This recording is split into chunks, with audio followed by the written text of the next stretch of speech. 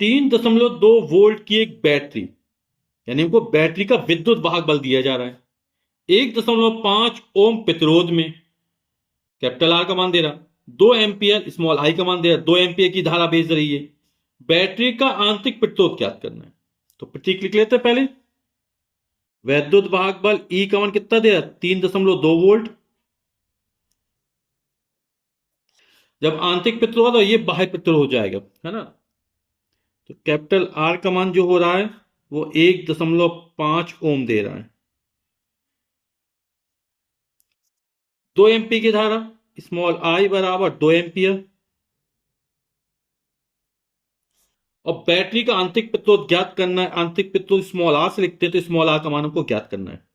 जिस तरह बाह्य परिपथ में धारा के प्रवाहन में जो रुकावट आती है उसे प्रतिरोध या बाह्य प्रतिरोध कहते हैं ना, ये।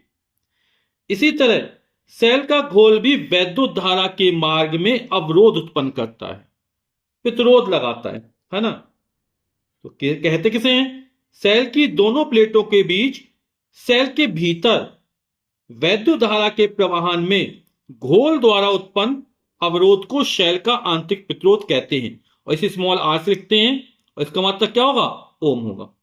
तो सूत्र होता है E माइनस V बराबर स्मॉल आई इंटू आर। ठीक, E का मान हमको दिया गया है, तो E को इसी तरह माइनस V प्रतिरोध V बराबर क्या होगा, I इंटू आर। तो I इंटू आर बराबर small i into small r. सबके मान रख देते हैं। कैपिटल E का मान है 3.2, स्मॉल आई का मान है 2 एम्पियर, आर का मान है 1.5 ओम। स्मॉल आई का मान 2 एम्पियर, स्मॉल आर का मान हमको ज्ञात करना है। ये हो जाएगा 3.2 माइनस 15 दूनी 30, एक स्थान पर दशमलव लग जाएगा, बराबर 2R। 3.2 में 3 जाएगा तो आएगा 0.2 बराबर 2R।